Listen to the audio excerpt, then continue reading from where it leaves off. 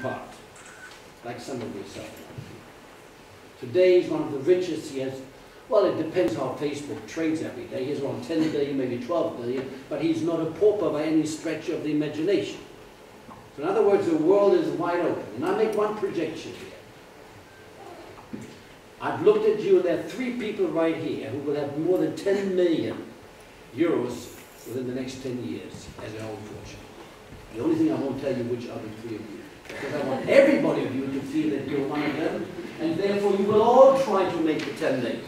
And the 10 million is the bottom line. It could be 100 million, it could be more, it could be a billion, but 3 of you, in 10 years, I'm now 69, so when I'm 79, I want all of you to remember, those of you, within the next 10 years, will have 10 million. You drop me a note, my email will still be the same, Heiko Thieme, okay? I want to prove my point, because I'm an optimist, I'm a speculator, I'm a gambler. What you've seen in the university and what you will see in life is a total contrast. Having lived in New York or nearby and had my office there for the last 30-odd years, never take no for an answer. When somebody says no to your question, they haven't understood your question. Why would you ask anybody a question where you expect to get a no? You don't ask a question when you say it's no. You want to know, how can I fulfill my dreams? How can I achieve the things I want to do? Coming back to our friend from China, the world has changed. Anybody who today tries to analyze the world and doesn't look at the sunrise and sunset here, because you can see both here in Stralsund, it's beautiful.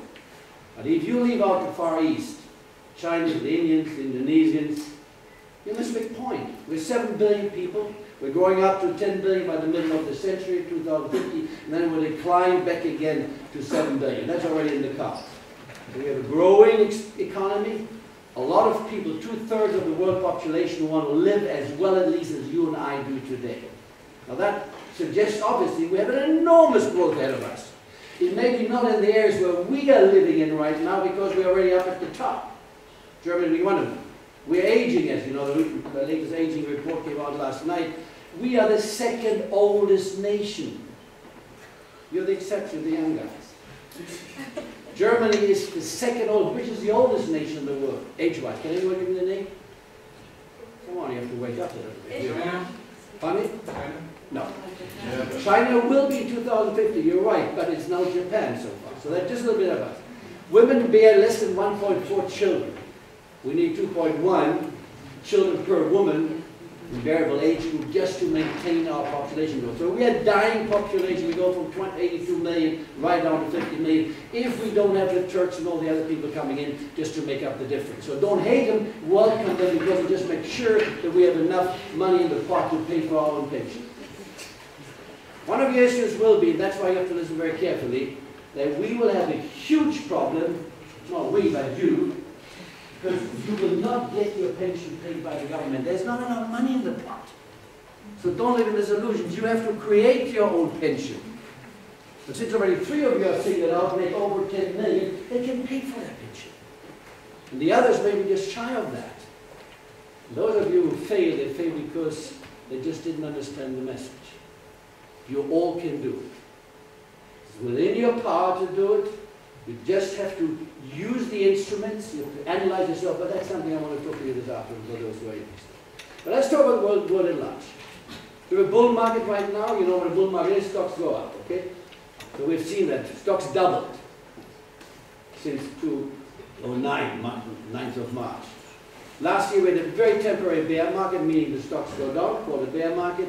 It was a politically induced market. In my weekly column, which I write, and you can read it any time, and you give me your name, and then I put you on my distribution list for free. So you could have known last year that this is the shortest bear market on record, because politicians have depressed of the market, because we couldn't get, Greece online. Mrs. Merkel, who I think is a fabulous woman, not from the looks, I mean just from the power point, right? But she is really strong, but her learning curve is long, because she is a natural scientist, a physics major. She doesn't understand the economy. It took a long time for her to grasp the head. She acted 4 years ago and said, damn it, we'll just give $50 billion to the Greeks. We'll put $50 billion into Greece, degrees, that would have solved it, because the speculators wouldn't have touched that hot potato. But once speculators realized Germany was hesitant, didn't understand what the whole game was all about, they went short. And they drove the market into insanity, 36% interest rates. Now, how many of you can survive with 36% of your debt to finance it? Germany would live past 24 months at the very most. The United States will be bust by Christmas of this year. They had 36%. Now, how could he expect the Greece to survive? There's no possibility. Speculated the field trip. People make billions with that speculation. So what turned out to be a cost factor of 50 billion and now costing us 500 billion. But it's insanity to drive the Greeks out of the euro. The Americans love it. They want to have no euro because then we have only one currency called the United States dollars, and we can do any bullshit in the world because we own you all. You only go with one currency, you really take the terms. But with the euro we have competition, and that's what it's all about if you look at the higher picture. But come off it, we're European. That's your future. We are in a nation which actually, if I talk about Europe as a nation, we are more people than the United States, 310 million people versus 360 million. If you include the large European side, if you include Russia, we actually come up to 600 million. That's many people. We really make a difference in the world. We would stretch from the Atlantic Ocean right up to Vladivostok if we get Putin on the line. We might somewhat convert being the richest man in the world without declaring it publicly already. He might want to join us. So there are lots of opportunities you can see already. The United States has to learn to live with a competing currency. The Chinese renminbi is yet the marginal currency, but they will put that together. The Chinese are very patient, high culture. They listen patiently to what we say. They don't tell us you're telling us bullshit because they're far too courteous, but then they do their own thing, and they've done it very well.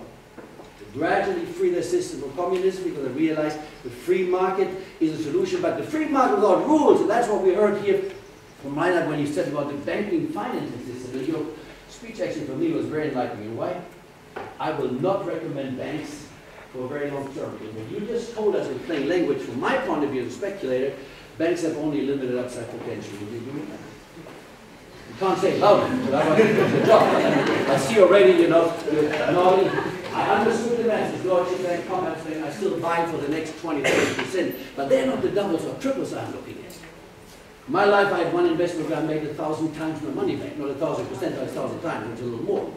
That is what life is all about, right? You only have to have one hit, and you have made it. So go for that hit, analyze that possibility. So how can we do it? The last few minutes I have here, tell you where the world is moving to. We have a bull market, but like every day, sunset will come. The question is, what is ahead of us? Let me give you the short-term analysis. We have an election on the 6th of November. This election is wide open since last Wednesday. Romney, the competitor of President Obama, made a fabulous move which nobody, including myself, would have ever expected. It was the most exciting television duel among two presidential candidates since television existed. The question is, if you want to be up tonight, watch the vice presidential debate. It's quite interesting, but not as important. But next week on the 16th, Tuesday the 16th, you have to watch this one. If Romney is able to pull another one off, which I doubt, by the way, then it is wide open, and he could actually move into the White House. It will be somewhat of a disaster, but no big exciting.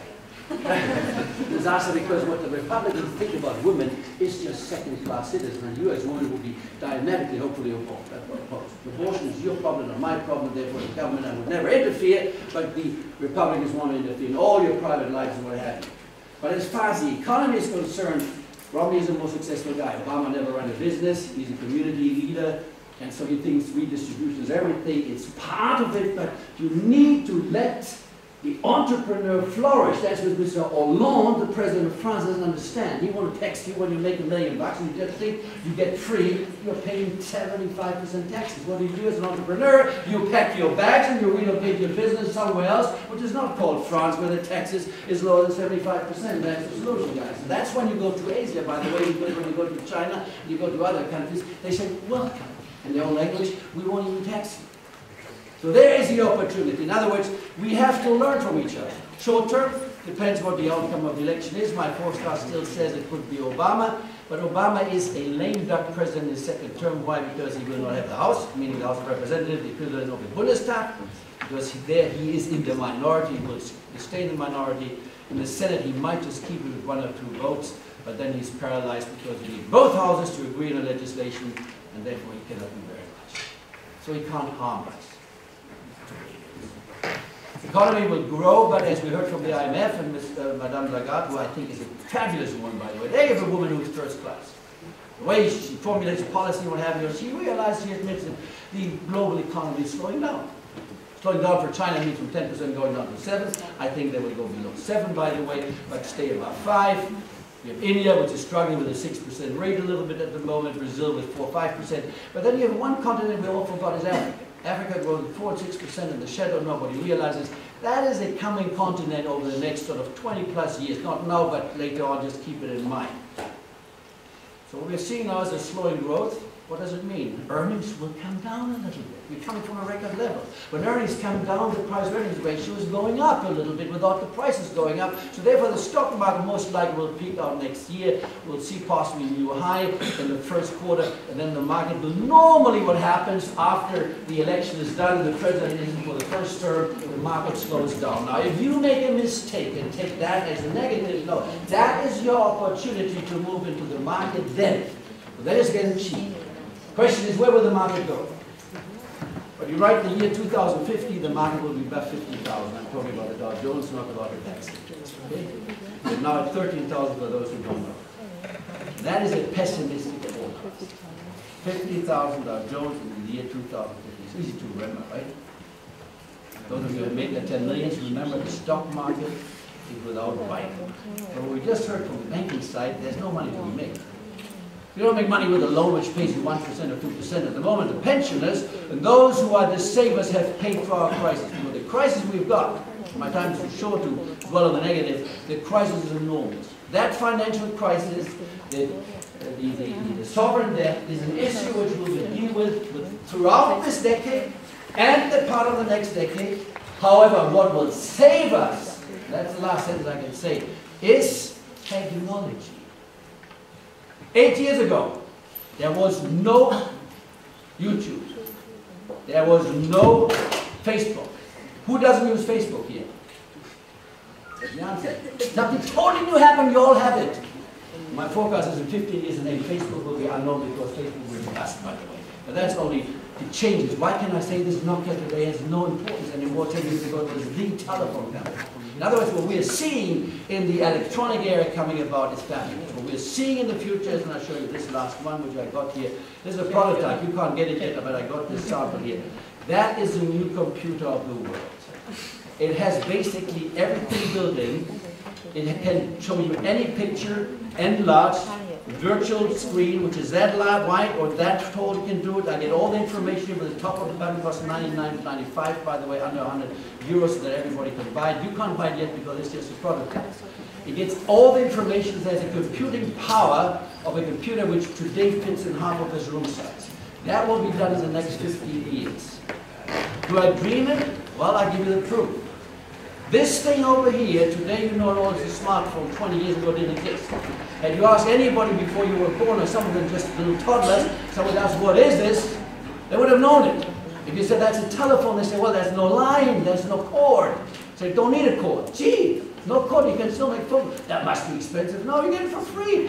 Just go to the shop, say I want a phone, get it for free, sign up for 2 years of contract. Ah, there's a catch. Telephone cost is very high. No, with Skype it's zero. So you get it for zero, you call for zero. That has happened in the last 20 years. Now use your imagination. What is happening in the next 20 years? If you don't like this one, you implant your chip. Your chip is voice activated, and you do everything you do in a manner which you have yet to believe will happen. This is the end of my speech because my phone just tells me it's 10:30. We have nothing in it, and we said, right? So I want to sum it up. I told you that I will give time. This is in the future, so let me summarize the last sentence. What you are seeing ahead of you is the most exciting phase of mankind's history. You have the privilege to be young enough to be able to take part of it and to start shaping it.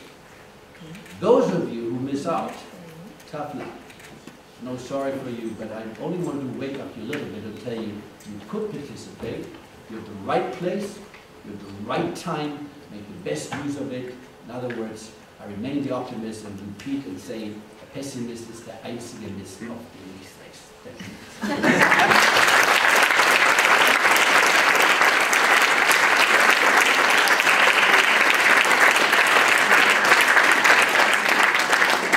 Thank you, Mr. Thieme. And in case I will be the one of the three, I will not send you an email, but maybe I will drop by and kiss your feet for this prediction. Now it's time for our first break, about 15 minutes, so please be back at 10:45, 10:50.